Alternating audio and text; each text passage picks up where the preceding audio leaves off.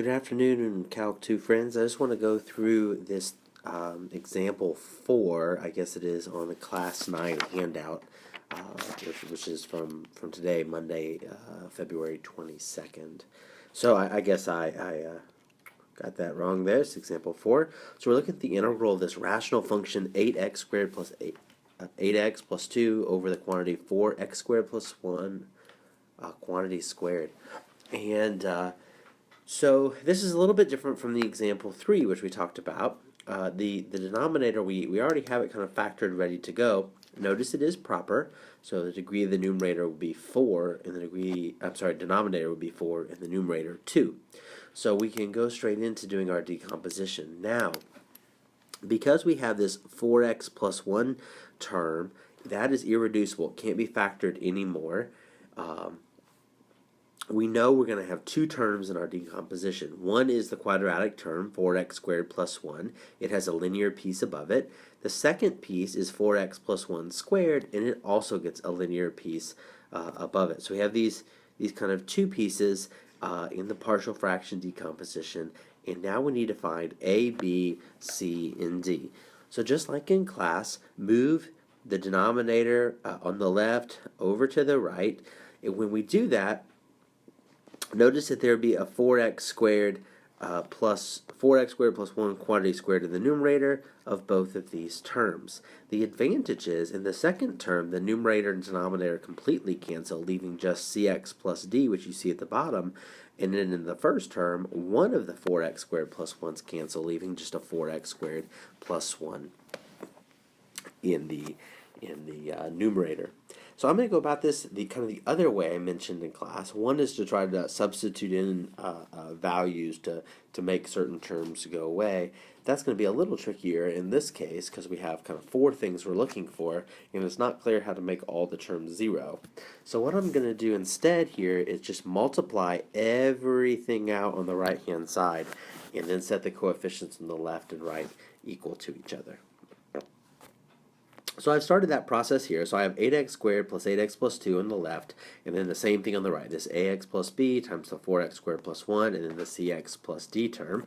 So notice that if you multiply these first two terms together, you get an ax times the 4x squared, which gives this 4ax cubed term. You get a 4 times bx squared from this inner terms. The outer terms give ax, and the last terms give b. And now I can start grouping them together by their common factors. So I have a 4ax cubed, I have a 4bx squared, but notice I have an ax and a cx, so I'll bring those together and write it as a plus c times x, and then I have just the constants b plus d. Now, the coefficient of x cubed on the right is 4a, but on the left there aren't any x cubes, so that tells me that 4a has to be equal to 0, which means a has to be 0. So I found one of my coefficients. The next thing I know is the coefficient of x squared on the right is 4b, and on the left it's 8. So that tells me that 8 and 4b have to be the same. This tells me that b is 2. So now I found two of my coefficients. Next, we know that a plus c, the coefficient of x, is on the right, and on the left it's 8. But here we already know what a is. It's 0, so that tells me c has to be equal to 8. And finally, I have b plus d as the constant on the right, and on the left it's 2. But I already know that b is 2, so this tells me that d has to be 0.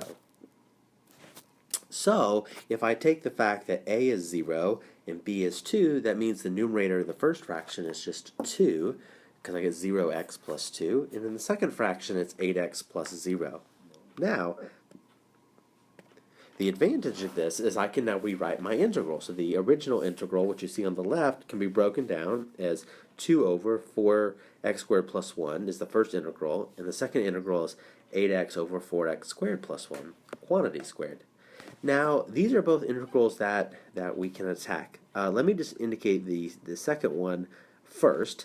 And I would approach this by doing u equals 4x squared plus 1, The reason being is du then is 8x, which I see in the numerator, and this boils down to the integral of 1 over u squared du, which is just minus 1 over u. So that one turns out to be not so bad. The second one, it's not too bad. What I would do here is a factor of 4 out of the denominator, like that. And by doing that, I can cancel the 2 and the 4 and give me 1/2, and I'm left with the integral of 1 over x squared plus 1/4, which you can either do that with trig sub, or just remember that that is 1/2 times, let's see, it'd be 1/4 arctangent of x over 1/4. So you end up with two integrals that aren't bad. You can either do the first one with trig sub or recognize it, and the second one is a substitution. So I hope that helps. Feel free to ask questions as you go through these. Remember the key thought of persistence. So these aren't short problems, but they are problems that you guys can certainly do. You're doing great. Keep up the good work, and reach out with any questions you have.